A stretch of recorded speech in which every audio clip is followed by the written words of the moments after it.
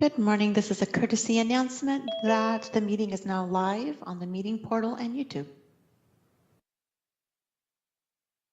And Jennifer, I see you've just joined us. If you'd like to do a microphone test. Good morning. Can you hear me? I can hear you. Thank you very much. And Sylvia, I see you've joined us as well. If you'd like to do a microphone test. Good morning. I can see and I can hear you. Thank you. Thank you.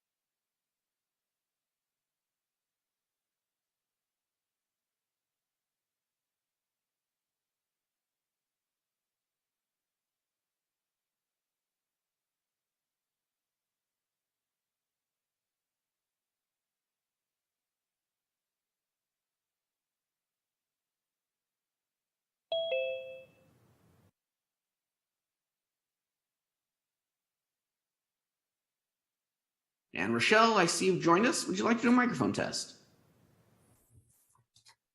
Mic test. I can hear you. Thank you very much. Thank you.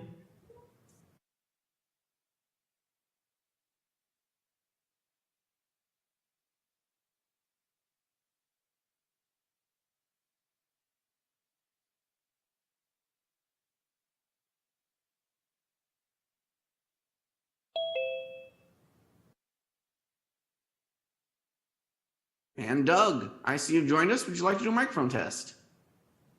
Test, can you hear me? I can see you and I can hear you. Thank you very much.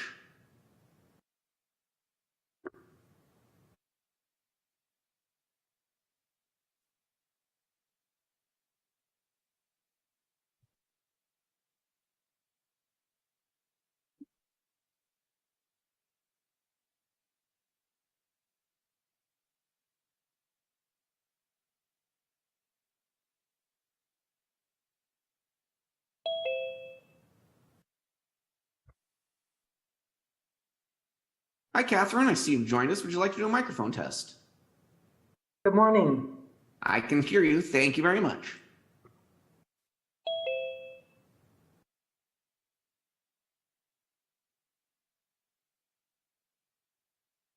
And Harry, I see you've joined us. Would you like to do a microphone test? Excuse me, can you hear me? I can see you and I can hear you. Thank you very much. Thank you. It's 9:58. We're just waiting on Supervisor Wasserman. Is there anyone that has not done a microphone test that would like to do one? I think everyone so far has been tested and we're just about ready to go in a couple minutes. Thank you very much.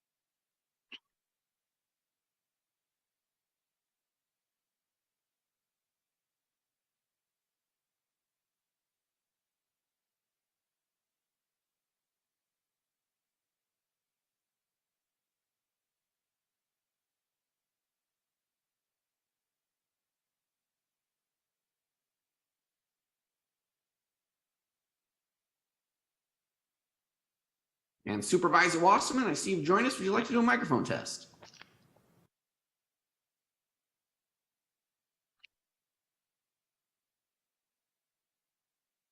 You are muted.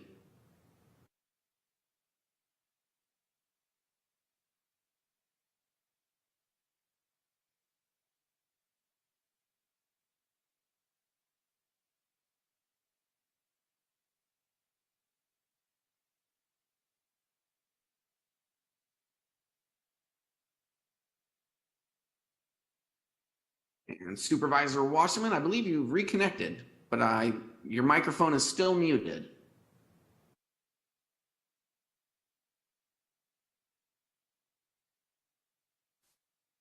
That should work. There we go. There we go. Can you hear me Yes. now? Thank you very much. I can see you and I can hear you. Boy, I pressed join with audio and then it took me out of video and audio. All right, we are there. I see Supervisor Smidian waiting for me. It's always very prompt. And let's get this meeting started. Recording in progress. Roll call, please. Vice Chairperson Smidian? Here. And Chairperson Wasserman. Here as well. Thank you very much, Nancy. And just for the record, I want to correct the true story I told at our last meeting about me and Jerry Brown, and I misspoke. What he drank was malathion, not melatonin.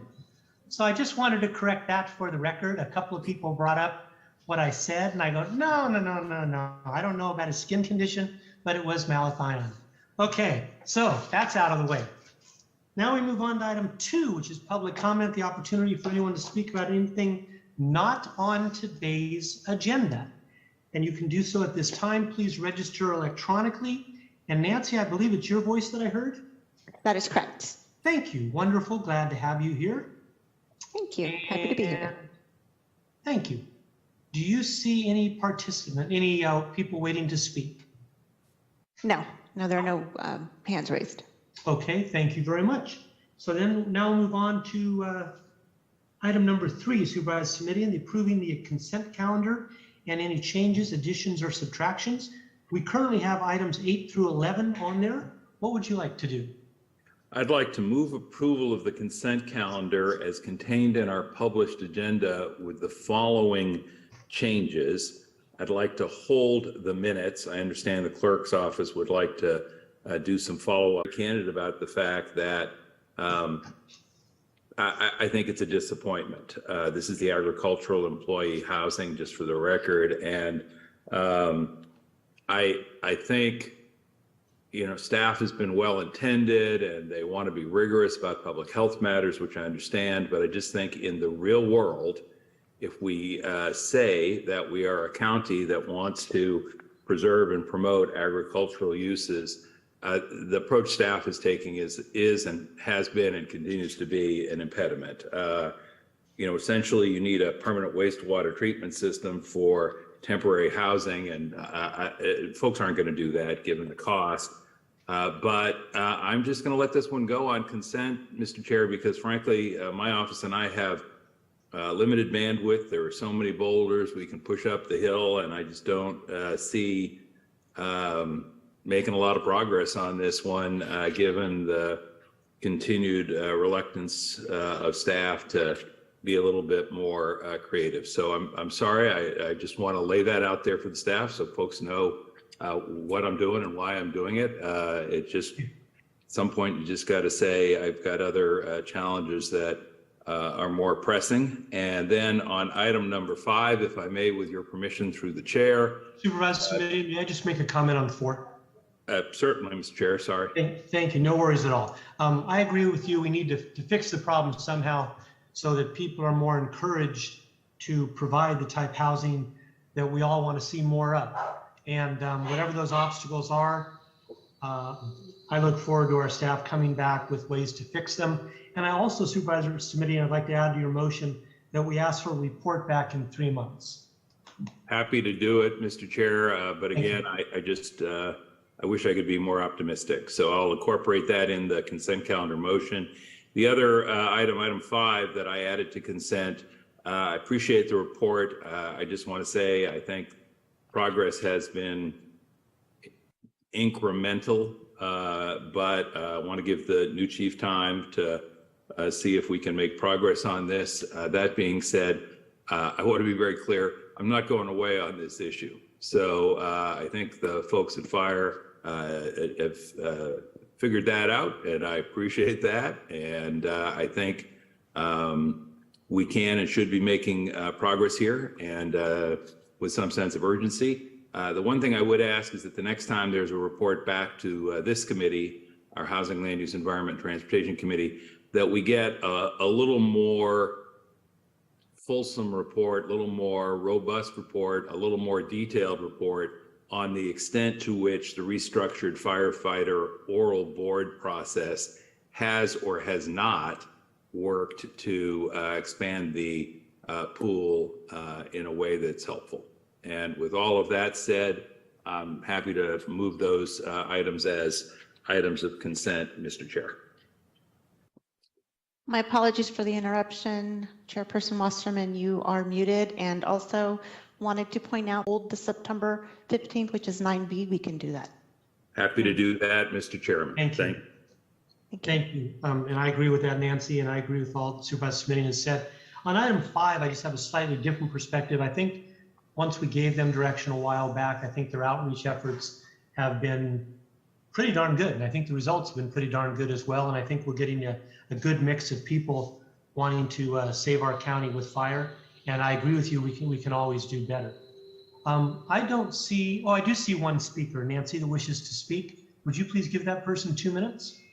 Yes. First speaker is Brian Schmidt. I am unmuting you. Please accept the unmute. You have 2 minutes to speak. The timer will start when you begin speaking. Good morning, Brian Schmidt for Green Foothills, and I actually joined this meeting primarily for the agricultural employee housing item. So I am concerned about the potential lack of progress on this. Green Foothills normally does not get involved with individual housing issues, but we do on agricultural employee housing, something that we're supportive of. We are also aware of ways that can be abused and turned into housing that is supposedly for agricultural workers, but is in fact not. So I do look forward to hearing about follow-ups on this and seeing if we can deal with the issue of the housing crisis for agricultural workers in Santa Clara County. Thank you. Thank you, Brian. Nancy, I don't see any other speakers. Do you agree? Yes, I do. Okay, good. Then I think we are good to go. That was items 4, 5, 8, 9A, 10, and 11. Motion by Simidian, second by Wasserman. Roll call vote, please. Nancy? That was 9B. Oh, yes, I'm sorry. You are correct. Vice Chairperson Simidian? I, with the clarification now, as we've gone back and forth, the consent calendar includes 9A, but not Yes. 9B. Is that correct, Madam Clerk? That's correct, yes. Thank you. With that understanding, I am an aye vote. And Chairperson Wasserman? Yes.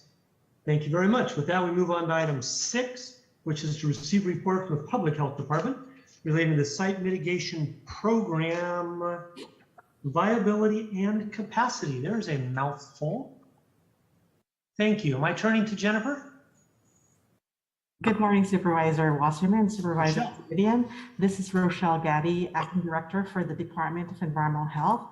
This report is in response to requests from the Board of Supervisors at the June 13th budget hearing. It also provides clarification and expands on an off-agenda report on June 1st regarding the site mitigation program. With that, I will hand it over to our subject matter expert and the Acting Director of the Hazardous Materials Compliance Division, Jennifer Gottheim. SMA Jennifer, go ahead. Good morning, Chairperson Wasserman and Vice Chair Simidian. Jennifer Ka'aina, Acting Director, Hazmat Compliance Division, Department of Environmental Health. And as Rochelle said, this report is it relates to our site mitigation program, which is one of several regulatory programs implemented by our Hazardous Materials Compliance Division. And it provides regulatory oversight for the investigation and cleanup of sites contaminated by hazardous materials. The program operates under 2 different authorities. One's related to the cleanup of leaking underground storage tanks, and that is a grant that we operate under with the State Water Resources Control Board. And then the other is under state law, we are authorized to implement a local, what they often call voluntary site cleanup program, where anybody who needs regulatory oversight for their investigation and cleanup work can apply to the county to obtain that regulatory oversight. So we've got 2 very different types of sites. In the off-agenda report, we had signaled that there was a transition in place. With the advances in underground storage tank technologies, we're seeing a lot fewer tanks that are leaking. And as a result, the state is going to allow the cleanup fund, which helps to provide funding for the cleanup of those tanks, to sunset. And so that's going to take place in about 3 years. During this time, we just, as the number of cases have diminished, that the percent of the underground storage tank cases has really dropped down to right now being about 25% of the cases managed by our program. And so in this 3-year period, we think we're going to get down to under 10%. And when we were talking about the funding for the LOP program going away, we think it raised some concerns about the viability of our program, impacts to development. But as we move away from these LOP cases, we are picking up these site cleanup program cases, which are basically any other cases that are not underground storage tanks. We continue to have steady interest in this program. And while we do have to manage this transition where we know in 3 years we're going to lose a little bit of our funding and a little bit of our workload, we're very rapidly picking up work in our site cleanup program. So there's an offset there. So the program is still strong. The program is still able to meet the needs of the community. We just have to manage this anticipated slight drop in the both a little bit of the funding and in the casework for this program. So the purpose of this report was just to provide some clarification that we think that we're on a good track to be able to continue to meet the needs of the county, and wanted to open it up to you for any questions that you might have on our program. Thank you very much, Jennifer. Supervisor Simidian. Thank you, Mr. Chair. Ms. Kahana, let me just ask, it sounds to me like the bottom line here is the sunset concern is largely limited to the underground storage tank issue where housing is not typically cited, but you nonetheless think it would be worthwhile for our board and our county to go on record requesting an extension. Let me start there, yes? That's correct. There's a lot of reasons for that, but yes. Let me just indicate I would be supportive of that, and if you want to take that to our government affairs folks or our conversations that typically take place in January about state and federal policy positions, I would certainly be amenable to that. I'll just put that out on the record. Then the second piece is, to the extent that the program has struggled to move work through the system in a timely fashion, which I think was one of the underlying concerns that generated this referral. What I hear you telling us is that, and in the staff report, is that that was largely a function of staffing issues, which you believe are being remedied and will continue to be remedied, and you're cautiously optimistic that that should not be a problem in the foreseeable future. Did I get that part right? Absolutely. Okay. Now, the third piece is a question a little bit out of the blue, so I'll just give you the heads up on that. You may or may not know I represent the city of Cupertino, which by definition means I get questions about the Valco property from folks who have a wide range of views. So there's no point of view attached to my question. It's just, what are we doing there? What are you all doing there? What is the program's relevance to development of the Valco site, and where do things stand? Yes, thank you for the question. So the Valco property owners came to the county to request regulatory oversight. They understood that they had contaminants on the property that needed to be addressed as part of their development plan. And so they requested oversight from the county. We entered into a remedial action agreement with them in late June of 2021. And since then have been working with them to provide that regulatory oversight to make sure that their plans are going to move forward in a manner that does not present an unacceptable risk to human health. So there are multiple rounds of work that happens, typically involving them presenting everything that they have done to investigate the site. We determine whether we feel that that is adequate and formalize that in what's called a conceptual site model that has been submitted to us and approved.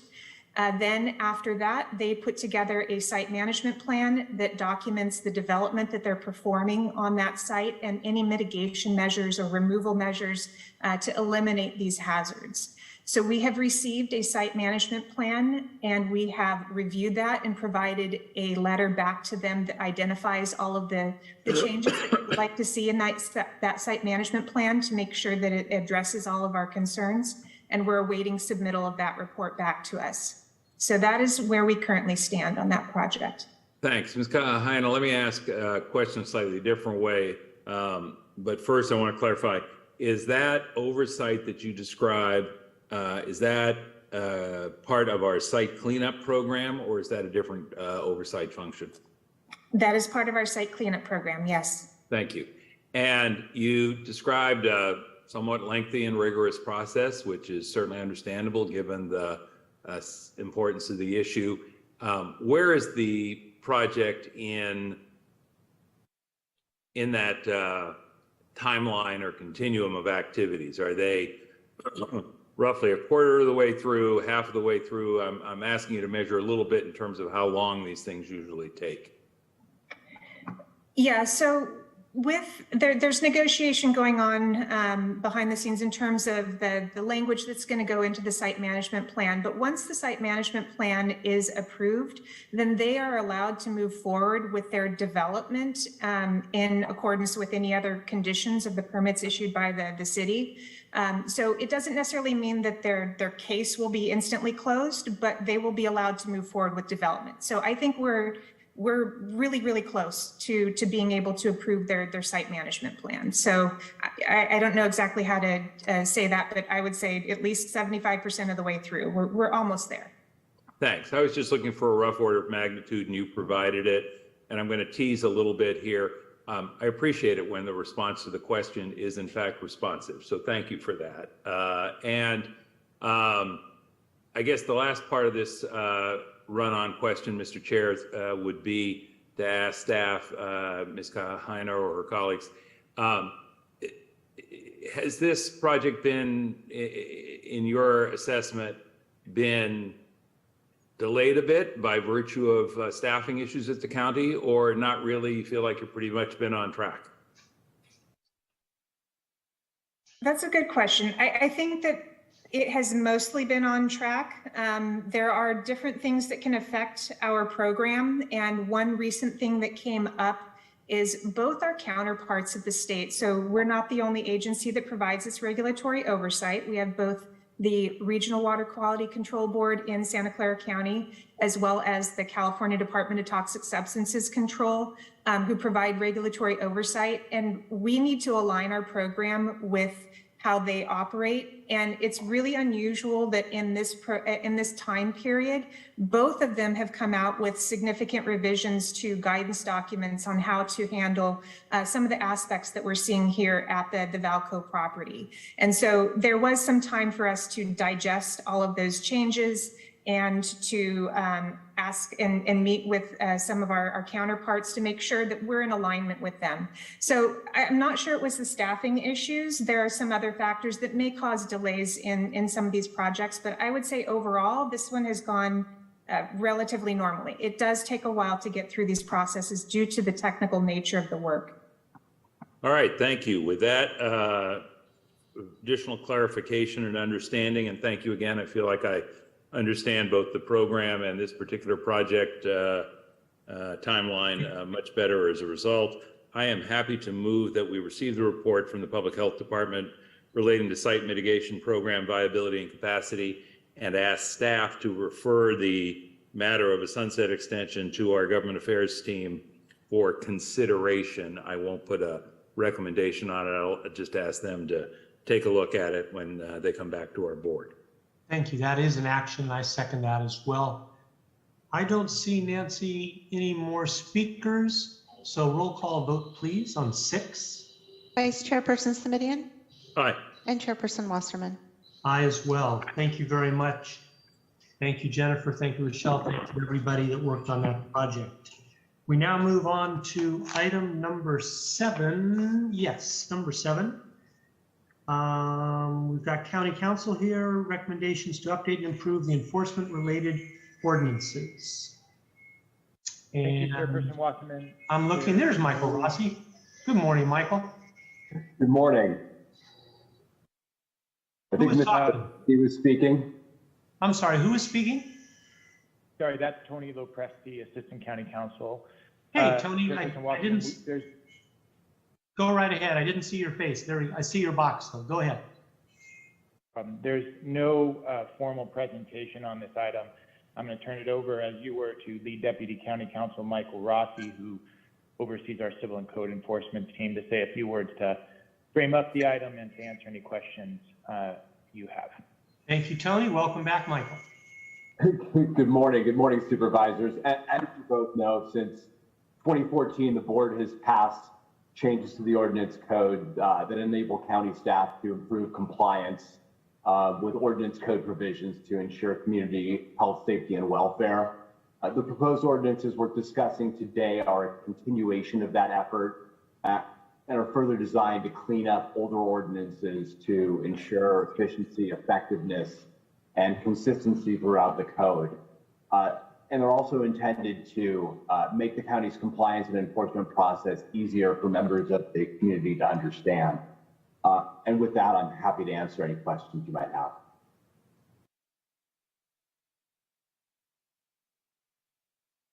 I'm muted. I keep trying to mute the sawing in the background for everybody, and I forget to get off mute.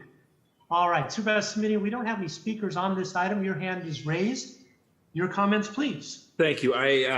First, let me just say, I think it's a timely update. You take a look at the red line and you realize, okay, there's some work that needed to be done here. So I'm glad to see it. I do just, I should indicate, Mr. Chair, full disclosure, I had my office reach out and I know they've been in touch with staff and council's office to ask a few questions, and I think we've got pretty good clarification on most of that.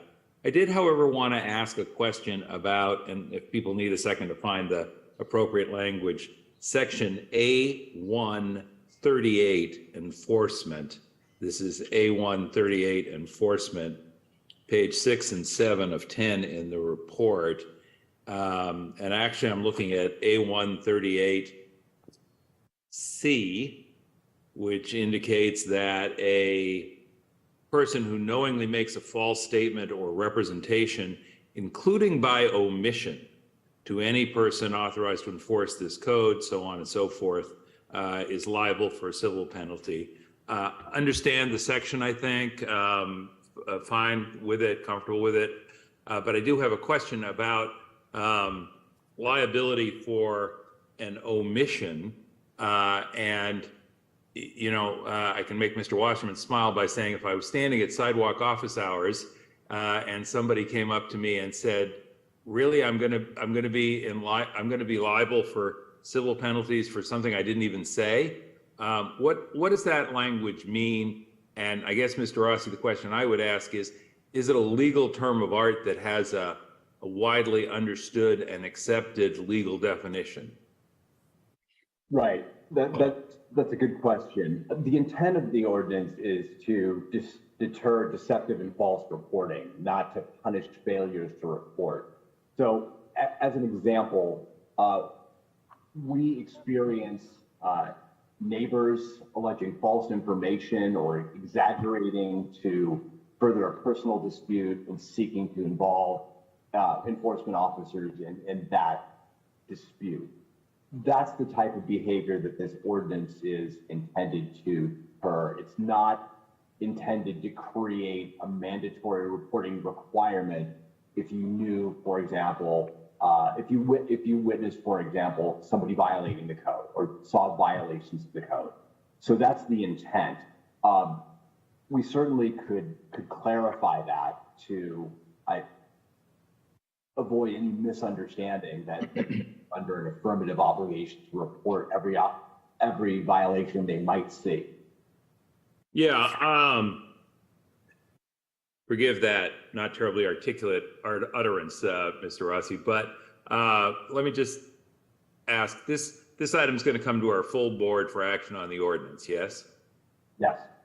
Then I think what I would do today, Mr. Wasserman, if you're amenable, is simply move the recommended action, which is to receive report while directing county council and staff to consider possible clarifications to section A138C in connection with the omission portion of the recommended language consistent with this conversation. And I'll look at it when it gets to the full board.